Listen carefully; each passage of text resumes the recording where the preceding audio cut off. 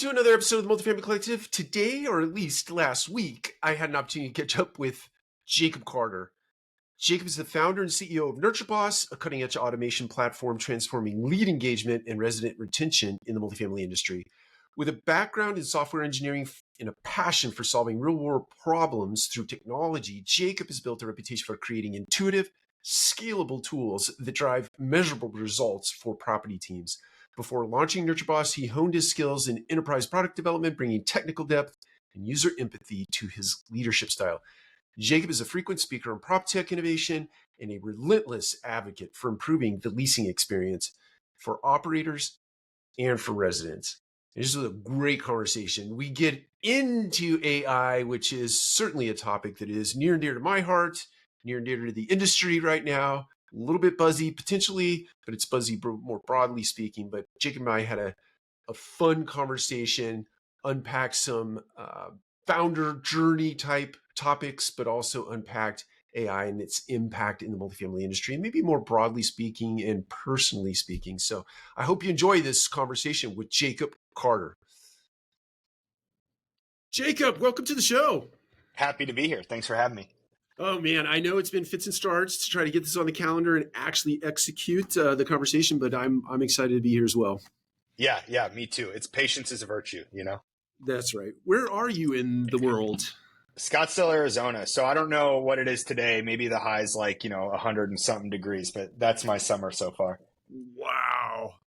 But I got to tell you, I would take that over the humidity in Atlanta any day of the week. Yeah, I hear that a lot from people in Atlanta and just the East or the South. And, I can't get on board with you, Mike. I just can't. I don't, you know what I mean? Everyone's like, it's a dry heat. And I'm like, stick your head in an oven. That's a dry heat too. It doesn't mean it's not hot. So you're on your own there. Well, I think the reason why I can say that and have a little bit of merit in saying it is that I grew up in New Mexico, eastern New Mexico. So totally. I know it's not Arizona, but it's the dry heat thing. You know what you're talking about. Yeah, you got credentials for sure.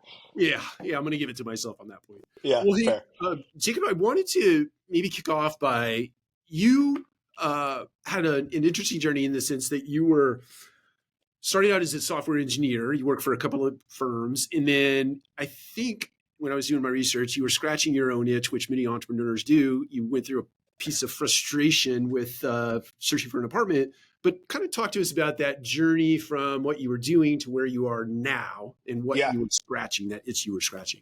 Yeah, you're absolutely right. Good research. Everything you said is accurate. So yeah, my professional career, I've been a software engineer for over 15 years, and I've always worked typically in marketing companies. So software that facilitates marketers or marketing in some capacity, whether it be B2B or small business, B2C focused. So I have that marketer brain in line with that tech brain, if you will. And you're exactly right. I was all through my 20s renting apartments and really frustrated with the experience. My thinking on it was I'm paying tens of thousands of dollars a year for this product, right? It's an important one, a home, but nevertheless a product.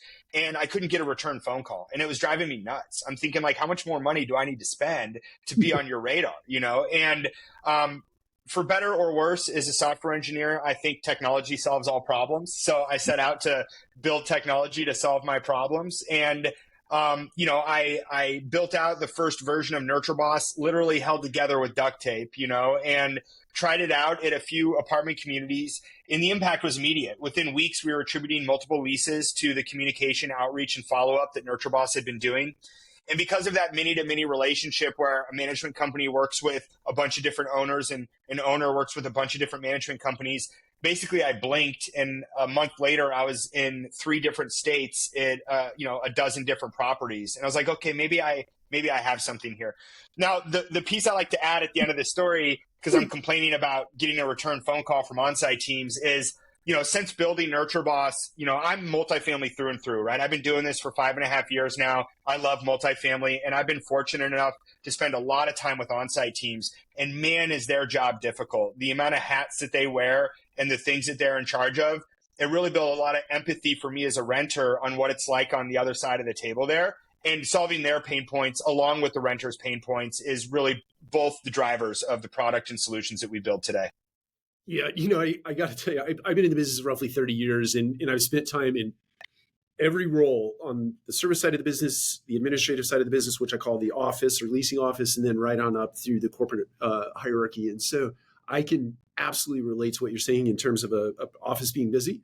And it's interesting from a consumer's perspective. It doesn't matter, right? You still Right. want, doesn't matter. I don't care how busy you are. We still Yeah. need some information. We want it when we want it, especially in Yeah. today.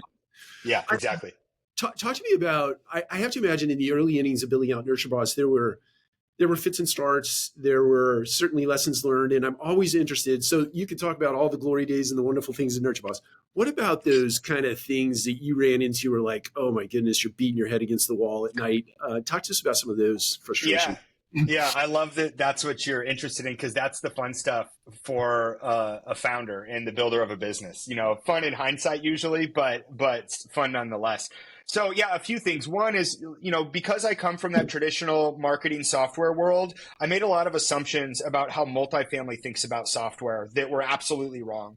So when NurtureBoss first started, 5.5 years ago, this is before the days of the explosion of AI. We were really a marketing automation platform, right? We focused on automating marketing outreach. If you say the phrase marketing automation to a multifamily operator, they're like, what is that? Like, what are you talking about, right? So we spent a lot of time learning how to talk the talk and beating our head against the wall on trying to use words that have worked earlier in my life that don't work in multifamily. And that created a big uphill education battle when trying to get our product in the hands of operators and marketers, right? So we spent a lot of years trying to teach people what marketing automation was instead of saying, maybe we need to find a way to talk about this that speaks to what they know and care about, speaks to their pain points, right? And that kind of evolves along the way. And we really talk about getting the right message to the right person at the right time to drive conversion, schedule more tours, renew more leases, right? So that was a big learning curve for us at NurtureBoss coming in as outsiders. Talk to me about, so you bring to mind a couple of things like vocabulary, when the car, I'll tie this all together in a second. So when the car replaced the horse and buggy, right? The car has an engine that we label as having horsepower, right? And it was a way for the consumer to sort of make the connection between a horse and buggy and a car, right? Did you have some of those sort of aha moments where you kept using or you created vocabulary that was maybe related to the old way of thinking about things, but geared toward a new way of doing things? Yeah, definitely. That's a really good question. So, there's silly examples, but like the word automation, right? That's something that spans industries, right? And we're able to say, okay, marketing automation. All right, the automation piece is great. This makes a lot of sense. We need to change the way we're doing this, right? So we're building, lead to lease automation, right? So we're able to take a word that everybody agrees on and knows, and then combine industry specific words to start changing marketing automation to leasing automation, right? And all of a sudden it starts to make a lot of sense. So yeah, absolutely. There was a lot of that. The other question I have for you, being an engineer, I know you have a creative marketing brain, so this question might not necessarily be germane to you as much as it is as a pure play engineer that doesn't really have that creative business side. Elon Musk suggested, I read his autobiography, and he said, look, there are times where I had to set the engineer right next to the designer on the floor to make real change happen because engineer speaks one way, end user speaks another way, but the only way I could get them on the same page was sitting them in the same room. Did you have a lot of those moments where you had to sit in a room with the consumer? Yeah, absolutely. So in the beginning, we obviously have a team of engineers now, but in the beginning, I was the engineer and I worked on our product from, 5 p.m. to 2 a.m. every day or whatever while I had my day job, right? So yeah, that made it tough to sit on the floor, but very quickly we would build stuff I would build stuff that I thought made sense, get it in the hands of customers and realize it made no sense at all. So yeah, I was frequently going on site and sitting next to assistant managers, leasing agents, going to corporate headquarters and talking to the marketers. And that's where I was able to start building that empathy I referred to earlier about what it's actually like to be on site. Because I would want to spend 30 minutes doing something with a leasing agent, and it would take 2 hours to get those 30 minutes, right? Because a resident walks in, a prospect walks in, somebody needs help with a service request, or whatever it is. So yeah, absolutely. Getting shoulder to shoulder in the trenches is a major requirement to building stuff that's effective.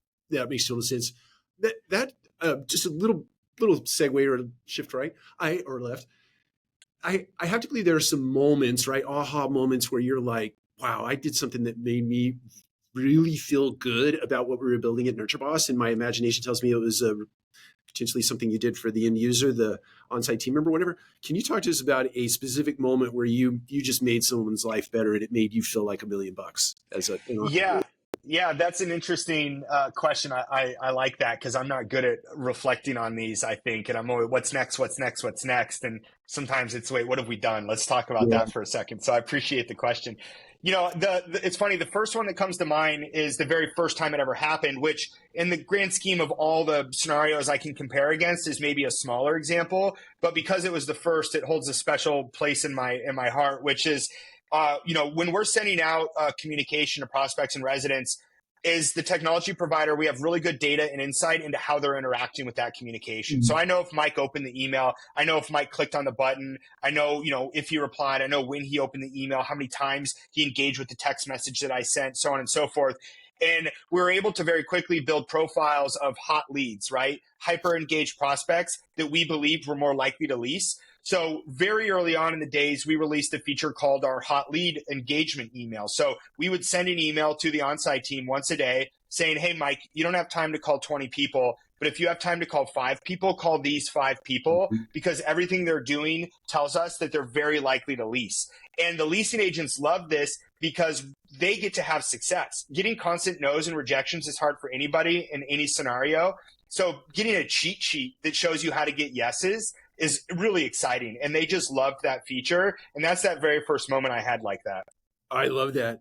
Is it using that as a sort of a catalyst for jumping to the, you know, we use AI, everybody's talking about AI these days, but is it fair to think that or imagine that you used AI to determine what those sort of hyper personalized or hot leads, is that how you determine what those were? Or were you literally manually looking at all of these things coming in? Yeah, good question. So nowadays, yes, that's how we determine that, right? Back in the day, no, we didn't have AI to use then, but it wasn't quite as bad as manually looking at it. We basically built a formula or algorithm, to use that generic term, of saying, you know, when these sets of criteria are met and these things happen, increase or decrease the score on this guest card. And when the score passes a threshold, then alert the on-site team of that individual. I understand. Okay. And then I imagine each one of those sort of variables were weighted differently, and that's how you Exactly that. You're exactly right. Yeah. Okay. Opening an email is not as valuable as clicking on the schedule a tour button, for example.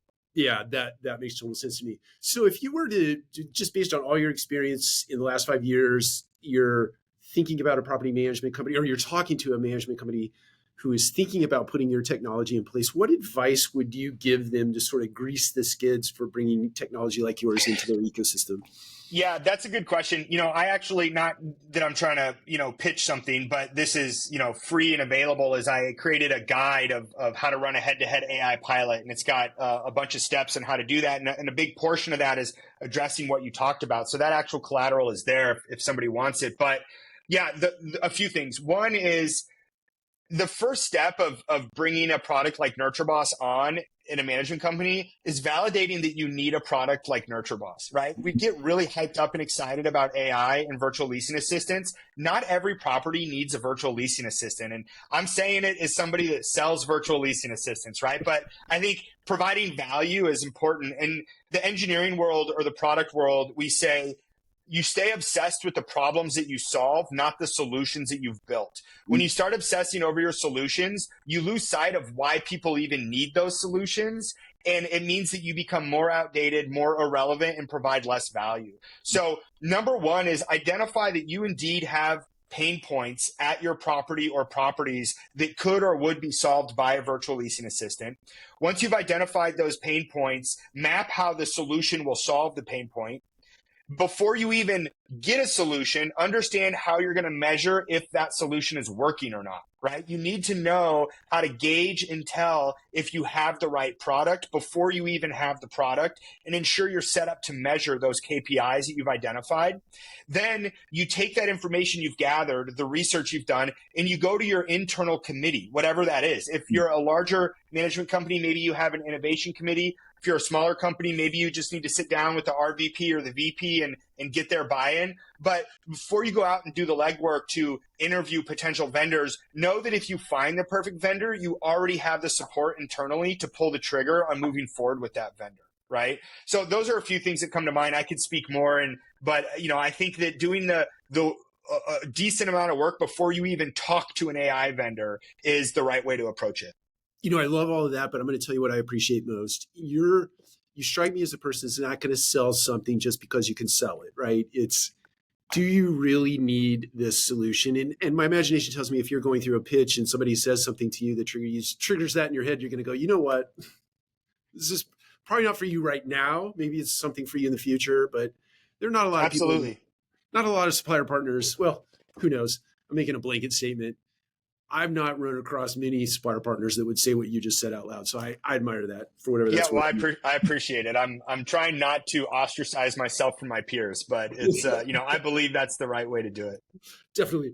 Jacob, you talk a lot about customer centricity. And so two things come to mind for me when I'm thinking about someone like you. If I'm standing in your shoes, you have customer, call it property management company, but then there's also customer end user that's coming into the property management company. So unpack customer centricity the way you view it and kind of walk through why that's so important to you. Yeah, absolutely. So I think our job and our goal is to be a partner. I used the phrase shoulder to shoulder in the trenches earlier, and I'll use it again here, where we don't want to sell software, turn it on and say good luck and walk away, right? Like every property is different. There is not one size fits all. Being able to take an implementation and hyper customize it for each property, specific demographic, market, needs, areas that they're strong or weak, and really having that white glove approach with our first customer, the management company, is really important to us because that's how you actually solve the pain points that we obsess over that I mentioned earlier, right? Mm-hmm. But then there's okay, are you providing value, right? So maybe you solved an issue of an on-site team member being overworked. That's great. Did you do it at the cost of sacrificing the prospect's experience? Because if you did, that's not success, right? And that's getting into your second piece, the customer's customer of the prospect and the resident, right? So we can measure that in a lot of ways. There's really obvious ones like, are we driving tours being scheduled, leases being signed, renewals, right? But there's a lot of other way to, especially with AI, monitor the conversation that's occurring, understand the sentiment of the prospect or the resident, and actually get a good, transparent gauging of the experience they're having, positive or negative, right? So both those things are incredibly important to success and definitely things that we care about deeply at NurtureBoss. Got it. So talk to me about how AI has caused you to either pivot the way you do your business or how it has impacted. You mentioned just a second ago, I didn't have AI at the time, but we have it now. So I'm interested in how your business has changed as a result of that.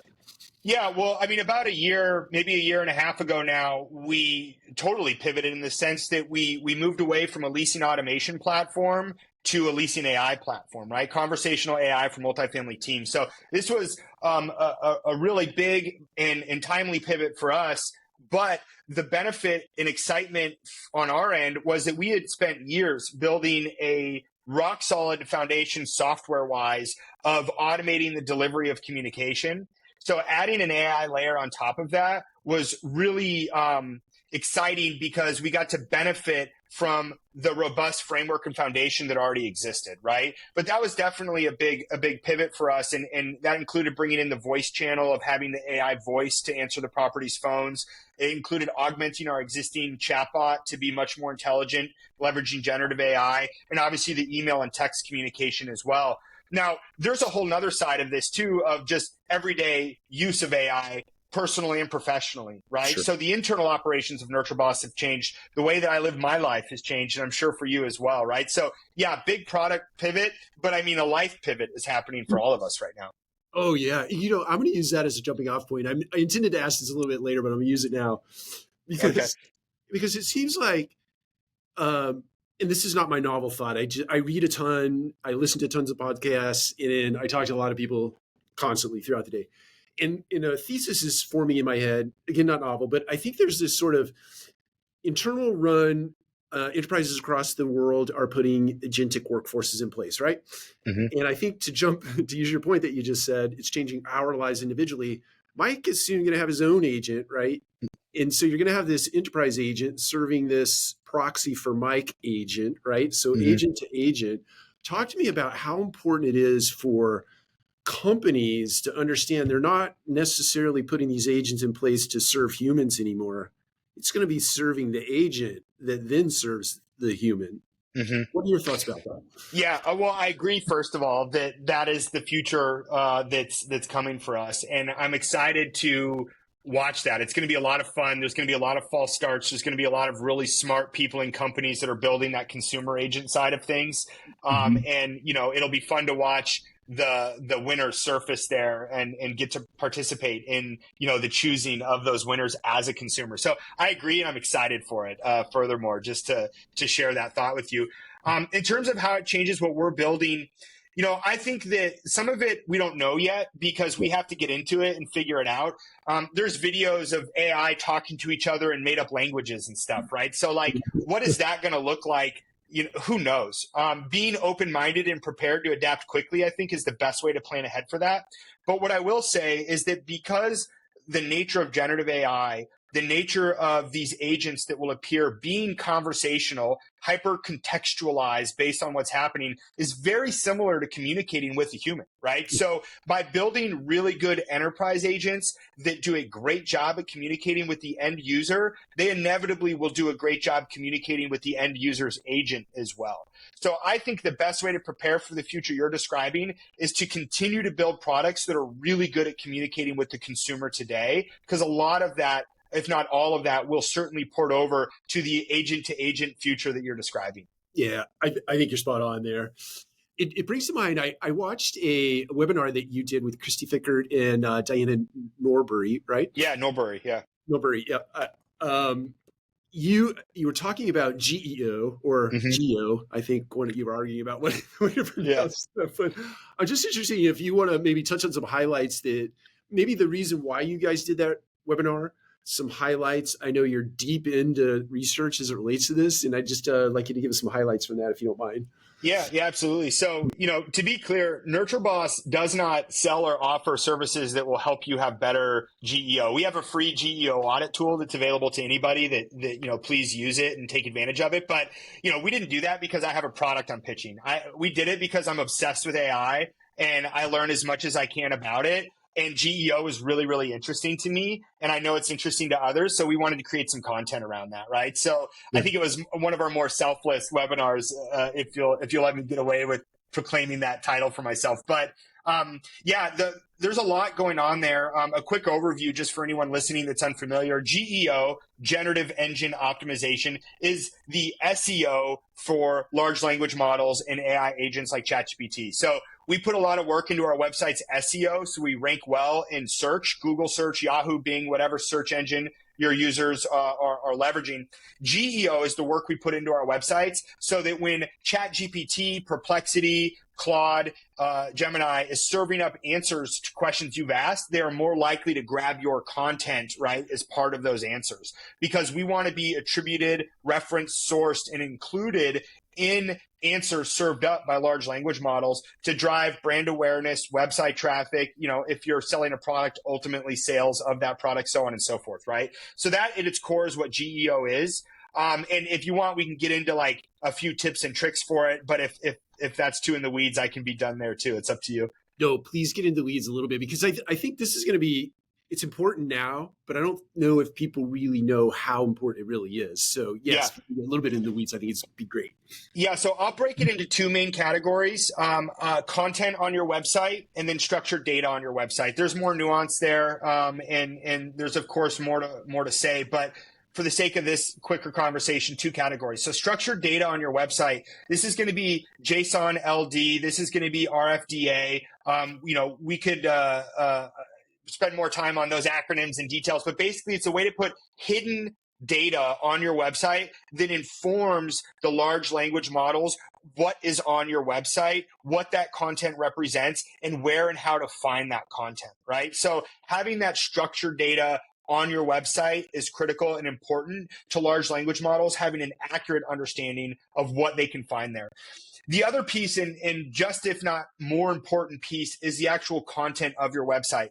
Previously, when we would put content on our website, we would think about things like keywords, right? I want the keywords and I want the backlinks, right? And I want, whatever for my SEO purposes.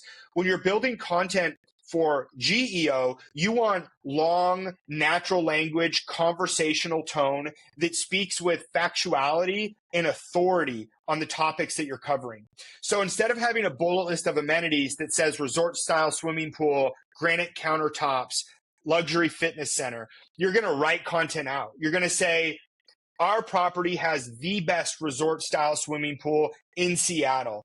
Our state-of-the-art fitness center is the go-to for any, fitness enthusiasts that want to get a good workout. And when you go home to your best-in-class granite countertops, right? So I'm with authority speaking about the amenities at my property, and this is going to make it more likely to show up in large language model search results.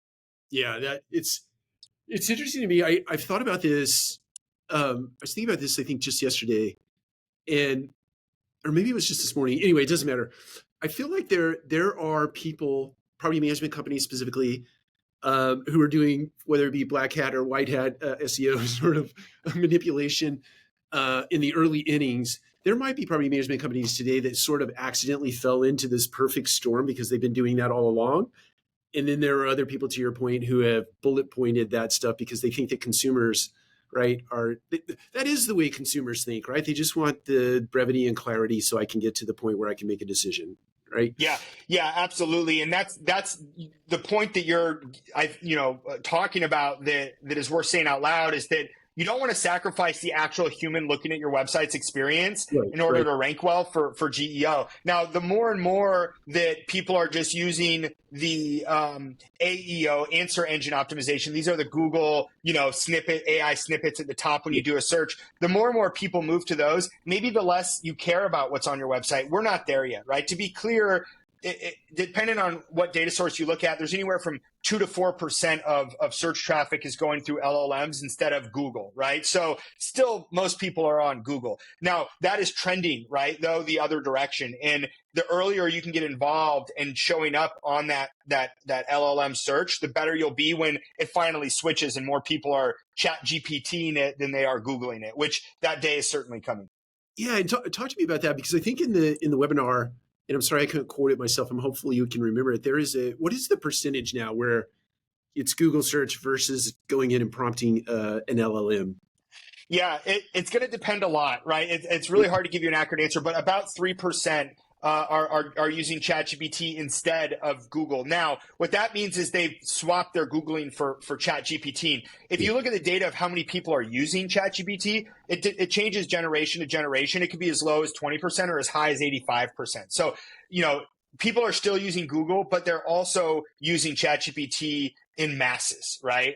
Very, very, very expediting usage that we're seeing there. Yeah, definitely. Okay, so now I'm deeply interested and curious. You called yourself I think you said in the webinar you said a nerd, or like you're going really deep on the research as it relates to GEO as of late. I'm always interested to hear from people like you, individuals like you. What are you reading? What are you looking at out on the horizon? What are you taking in as input in order to sort of inform the way you're not only doing your business, but how you might be pivoting your life?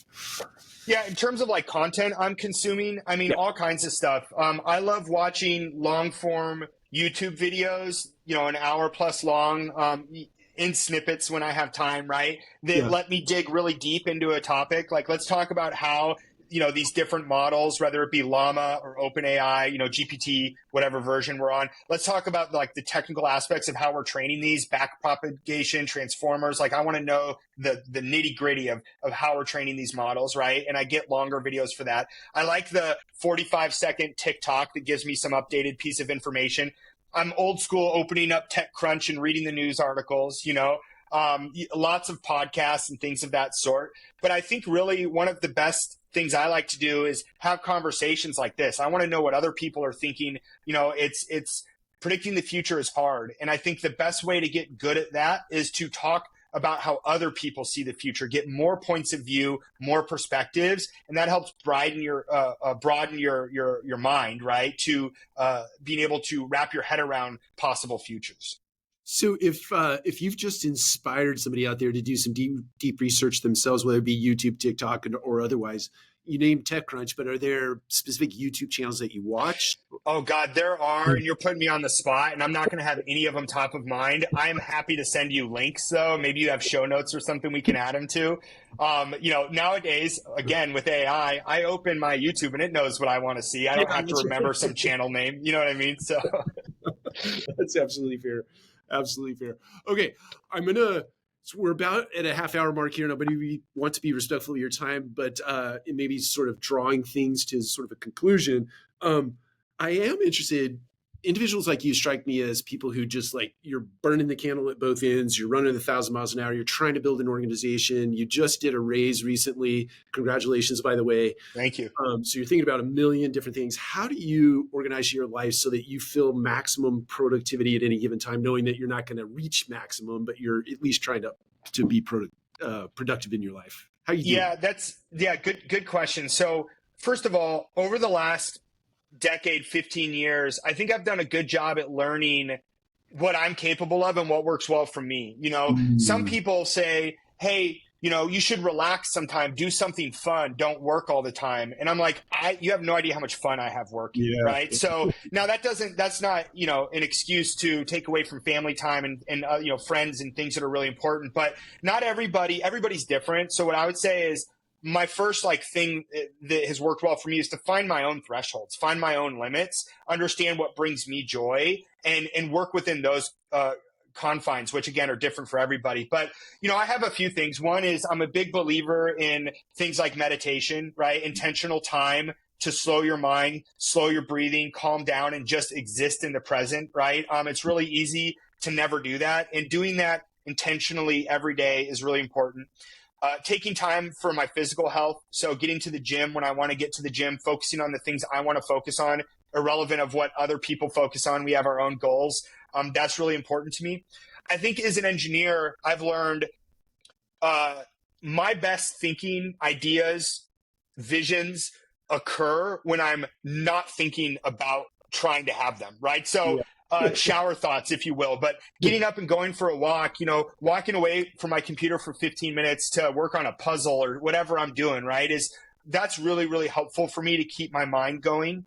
And then lastly, and ultimately, is just making sure that I'm always checking in with my family, my loved ones, my friends, saying, am I present? How is this relationship going? Am I putting the time that I want to be putting into it? Because these things are paramount to me. So, I don't know if that was what you were looking for, but that's how I think about how do I live outside of work and within work in a way that allows me to maximize my output, but also be really excited to wake up every day and have a life filled with joy, because that is so important. Yeah, I love that. I love the fact that you said what I do and the work that I do is the fun that I have and enjoy, right? I think that really is important. And I think it is important that people find that kind of connection to the toil that they do on the daily basis. And I think the fact that you take time to ask your family for feedback is hugely important, right? Because your measure of that is likely very different than their measure of that. And the fact that totally. Yeah, totally. And my partner and I, we've been together for 8 years, and she's watched me, go through the NurtureBoss journey and other journeys before it. And the support and patience is, I couldn't be here without it. So the least I can do is check in and say, hey, am I doing a good job? Any feedback? Yeah. So if you were to imagine something aside from what you're doing today, what would you be doing if you weren't doing this kind of work? Yeah, that's tough. Well, first of all, I love golf so much, Mike. I can't tell you how much I love to golf. And I still have dreams that I'm going to retire when I'm 40 and I'm going to spend the next 15 years trying to get good enough to join the senior tour. You know what I mean? I still think about that. So, if I could, I would do that. But I love working with my hands. I love building stuff. I'm a tinkerer, I've gotten into all kinds of weird niches of building, whether it be with wood, metal, electronics. I was into building and participating in ham radios for a long time. I went on a phase where I was into sewing, it's anything I can build with my hands, I get a lot of joy out of. So probably something in that arena. I love that. My mom had a ham radio when I was growing up, so I totally relate to that. That's great. That's so fun. Okay. Before we end cap here and I give you an opportunity to tell people where they can find out more about you or more about NurtureBoss, is there something that I haven't asked you that you think would be important for the audience to hear or see?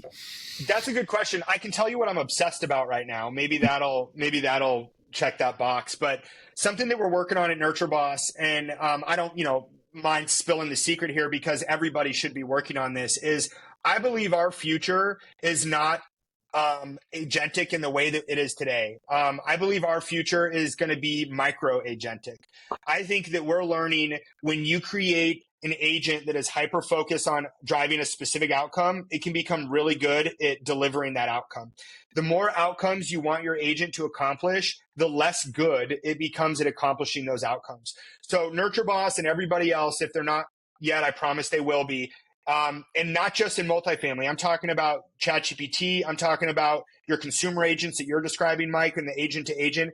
We're all going to be in this micro agent world where we get to build our own agent by plucking out the micro agents that matter to us, that drive the outcomes that we care about. They're gonna meld into this orchestration layer, so we have a single interface to engage and interact with all of our micro agents. But we're going to be able to each have the thing that works just the way we want it to work, that does the things we care about. We're not going to have to buy bloated software where we only use 10% of it, right? That world's going away, and the world of micro agents is on its way. So that's the thing I'm obsessed about, that I think everyone should be obsessed about right now. And I think that we're not that far away from that being a reality. I love that. Yeah. I love the way you painted that picture to you, and it brought to mind, and then we'll end cap by you telling people, but where they can find out more. It's interesting to me. I've been talking about upskilling and reskilling probably for the better part of 6 to 8 years now, because I think that I didn't know what the future was. I didn't know what today was going to look like, but back then I thought it was going to look different. So you needed to upskill and reskill. And it makes me think that the team member of the future in the multifamily space is going to have to be, in part, that orchestrator of the orchestrator, right? So you're going to have to figure out how to govern these sort of micro agents, and then what'd you call it? The layer, orchestration layer. The orchestration layer. Somebody has to govern that, right? Or at least here in the early innings, somebody has to govern that. And so the upskilling, reskilling, and property management, to me, in part, is going to have to be somebody adept at that. I could not agree more, Mike. I absolutely think you're right. Yeah. So this has been an absolute pleasure. Please tell people where they can find out more about you personally, about NurtureBoss specifically. Yeah, I mean, our website, nurtureboss.io, nurtureboss.io. Definitely lots of content and things there. If you're not following me on LinkedIn, I try to post pretty regularly. I try to put videos out, AI shorts. I like to talk about AI topics, try to educate people on general things that we all should or maybe want to know about AI. So you might find some useful stuff there. But LinkedIn and the website are definitely your go-tos. Awesome. Jacob, thank you so much for investing a little bit of time with us at Multifamily Collective. Yeah, it's been a lot of fun. Thank you for having me. Absolutely.